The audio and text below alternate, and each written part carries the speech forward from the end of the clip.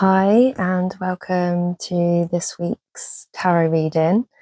It's the first quarter moon and it's the waxing moon, so it's a good time for manifestations.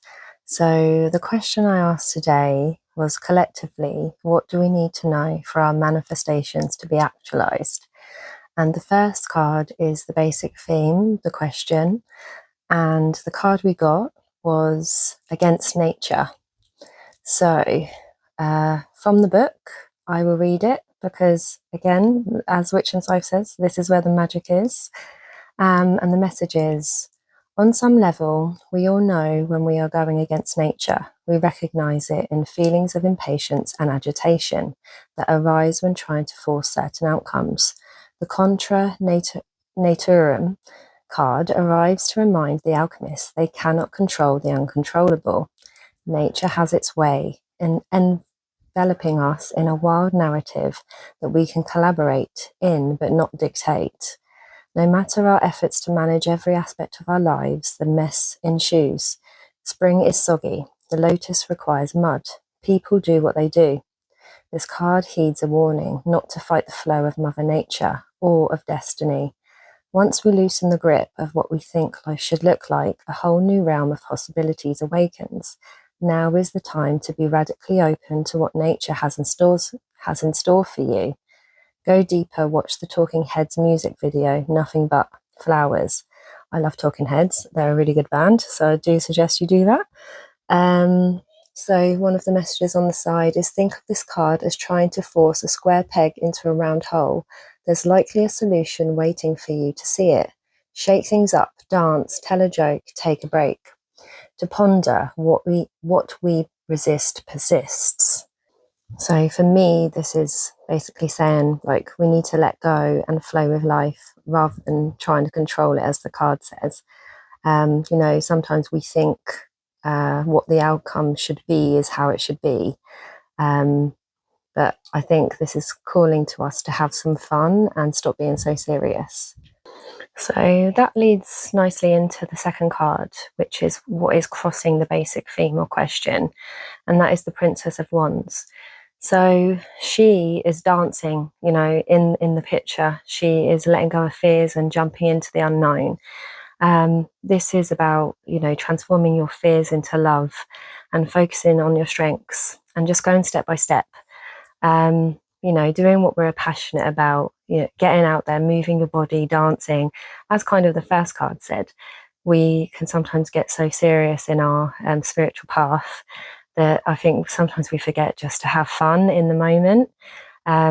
So as we do this, as we have fun, move our body, this can increase our insights. It's all about that passion and energy and having fun. The third card we have is our conscious thoughts about the situation or question. And what we have is the Ten of Pentacles. This is Mercury in Virgo. So this is like all of our aspects, like spiritually, emotionally, and physically, that, our wealth can be made manifest on all levels. It's not just about wealth of money. It's about wealth of, how we're feeling, our emotions. And, Mercury in Virgo is about kind of our communications and our expression on Earth. So it could be something you're learning at the moment and you're sharing it with others. So if you are learning something and you don't share it, you don't talk about it or anything, it can kind of go stagnant. So it's kind of making sure that within all aspects of our lives, our emotions and, what we give out, we get back. So you do create your own reality, and every person and everything that's ever happened to you is part of what you are co-creating. Obviously, some things seem out of your control, but your inside is reflected on the outside. So wealth is a really good card. It's the last card of the tarot. So it's kind of like, I think what we really want at the end of it is wealth. But it's remembering that wealth isn't just about the coins, it is about every aspect of wealth, the abundance from within. So yeah. The next card we have is our unconscious thoughts, which is partnership. And for me, this is basically saying, you should be, hopefully you are loving yourself, as you do, your pets, your people. But maybe sometimes, we forget to give ourselves that self-love. So it's not just about being intimate with others, it's about being intimate with yourself. If you don't feel worthy of something, remember that you are love. We are all one. It's about being open and honest with yourself and with others. Um, or maybe it's partnership that you want deep down, and that's not something that you have.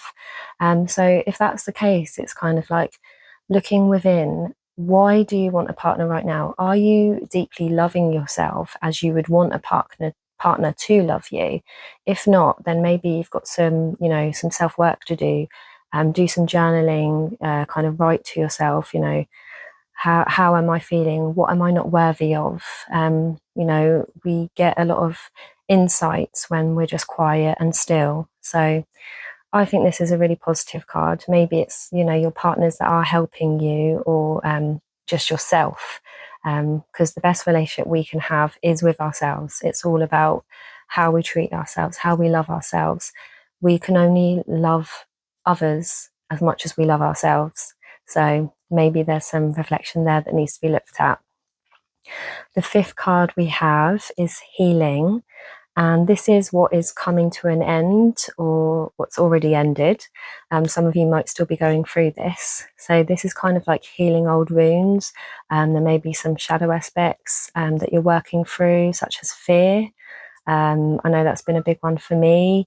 I've mentioned before in my readings about, feeling fear of being seen and being heard. I think a lot of us have this, like, even in our everyday lives, we sometimes suppress what we actually feel and what we want to say because we're worried what other people might think of us. We do heal through our interactions and our relationships with others. They are our relationships are our biggest mirrors. What you see in others is probably some unresolved thing that you have within you that you need to work out. So this has already been worked through, or you're in the process of working through this. And this links really nicely to the next card, which is what is beginning, and that is conquering fear, start today. So this is where we're starting to integrate the fears that we have, and having faith and trust that, we're always supported by spirit. They can show up in like signs and synchronicities, or words that are spoken for a friend, or such as a tarot reading, that you watch online. Sometimes I get a lot of insights and inspirations from other tarot readers that I love to watch. It's just remembering every day, you're growing stronger. You've already done a lot of self-work, and you're working through the blocks and the limitations now, but it's just one step at a time. Do what makes you feel good, whether that's learning something new, going somewhere new, and just remembering, that you are strong, and anything you set your mind to, you can achieve. The next card we have is basically showing you your energies, what you're putting out there, and that is fire, dragon strength. This is basically showing that you're confident and you have power and strength, and you're being courageous.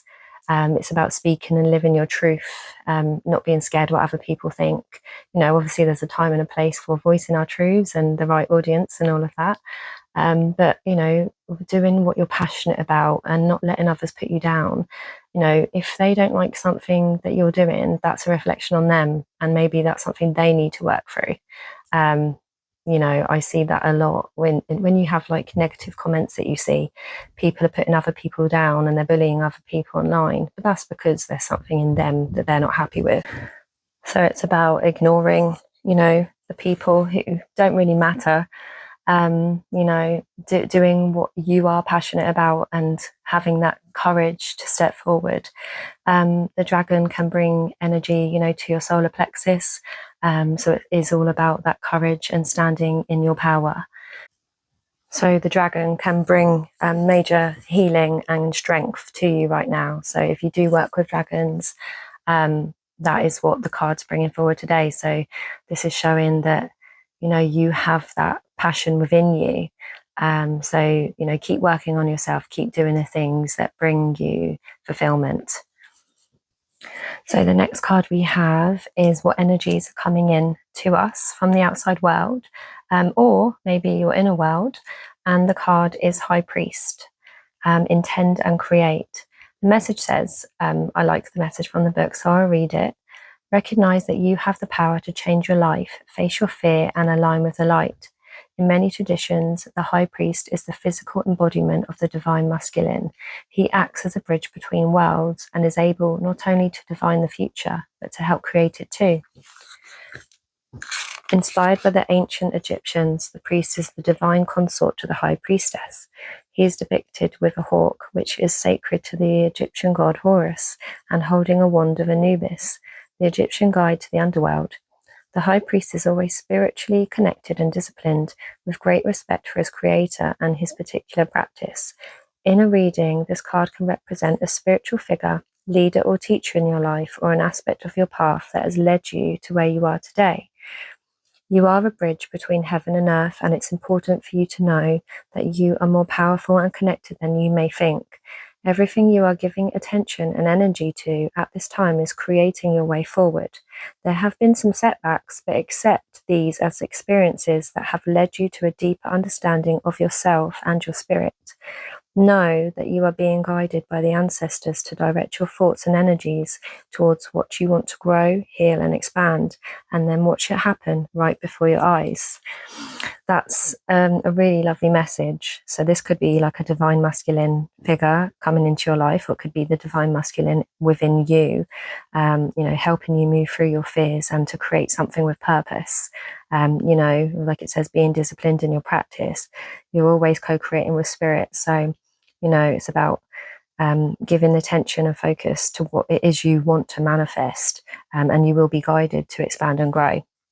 So the next card we have is Shambhala Initiations, and this is our hopes and our fears. So we could be hoping for insights, which, can require some rest to go within and be in stillness or silence. It's only in that way that we can hear what it is that we need to know. So this could be a good time for meditating and reflecting on, what you see, sense, or feel. You might remember what you need to do for the next steps ahead. Your powers are always growing, but it's by slowing down and writing down your insights that, this will become more clear to you. Dharma on the card is like the wheel, so there's always something that we're working through. It never kind of finishes. The next card we have is the outcome, which is Soul Star Activation. Another card came out with that, which is Order of Melchizedek. So I'll read Soul Star Activation. So this says, the Soul Star chakra is the energy center that is found about 6 to 12 inches above the crown and connects us directly with soul wisdom. It is our gateway to the etheric realms, which hold all the lessons and all the incarnations that we have experienced. Through our soul star, we access information and wisdom like a computer connecting to the internet through broadband. Instead of having to move through the dimensions to access the information, we can remain connected at all times and download support as necessary. The Egyptian god Horus appears on this card as our spiritual guide. His hawk head image is said to illustrate his connection to the sun, moon, and stars. As a keeper of energetic portals to hidden realms, he can help us remember our starry origins, open psychic wisdom, and connect directly with the wisdom that is held in the stars. And it continues to say, through your previous journeys, you have learned much about the inner workings of your soul and about the cycles of karma. Before this incarnation, you set a powerful intention to remember your divine origins. At this point, you are in a powerful space, for you are remembering who you truly are, and you know that you have it within you to make a great difference in your own life, the lives of those you love, and of course the world. This remembering is in alignment with the soul contracts you made before coming to this realm. If you find yourself worrying if you are making the right decisions, know that even if you aren't conscious of it, all that you have chosen so far is in accordance with your soul's evolutionary plan, And when you draw this gateway, you are opening up on higher levels. So the outcome is kind of remembering who you are. The fact that another card came out with that, and there was a lot of like purple and violet, so third eye activation, wisdom and things coming through to us at the moment. And this says on the card, embraced by light, mission uncovered, and don't give up. So I think as we remember who we are and we discover our mission, we may come across obstacles that might make you want to give up. So, we have like in mind a particular outcome sometimes that we want. And I don't think it's about the outcome. I think it's about the journey and the things that you learn and share and how you grow along the way. So you might think, when I get that thing, I will be fulfilled. But that can change. So, and obstacles can come up along the way. And then it makes you change your mind of what you actually want.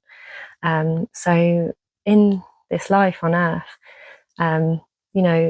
we get something and then we want something else once we get it. So, some people, I have found this in the past, like you're never really fulfilled. Like, oh, you get that thing and then it's not as good as you thought it was. So for me, this is about enjoying the now moment, each now moment with the people you love, the things you love to do. We can take, like as it's been said in the reading, we can take things so seriously that we forget to actually enjoy life. So, for this message, I think we're being divinely guided to move through fears by going within, in stillness and moving our physical body, being passionate in our movements and our moments, communicating with love and honesty and trusting where we are. It's about flowing with life, not fighting for a certain outcome. We can make plans, but don't be rigid. What do they say? Make plans and God laughs at you. So for me, it's kind of like focusing on the why, not the when. So why do we want this thing? How do we want to feel? Can we feel like that now? What do you want to attract? Do what makes you feel fulfilled now, not put it off in the future. Oh, I will feel good when I get this. What can you do now that will make you feel fulfilled now? It's remembering you have attracted everyone and everything that you have in your life to you, and you can change your reality, but first you have to change your beliefs. So if you have self-limiting beliefs, I can't do that, I can't do this, then you won't. Whereas if you change that limiting belief into a positive, belief, I am worthy of amazing things, abundance flows to me, then maybe you can start to rewire those limiting beliefs into something that will actually serve you. So that is this week's message. Have a good day, everyone, and until next time, bye. Also, I forgot to read this week's angel number, and it's 0606, commitment. Loyalty, responsibility, truth, love, light, spiritual realm, growth, and solutions. Applying honesty and light daily is a fast track to creating a peaceful and meaningful life. It's how you find solutions and comfort. Release worries by speaking your truth and expressing emotions regularly. Open up, for the best is yet to come.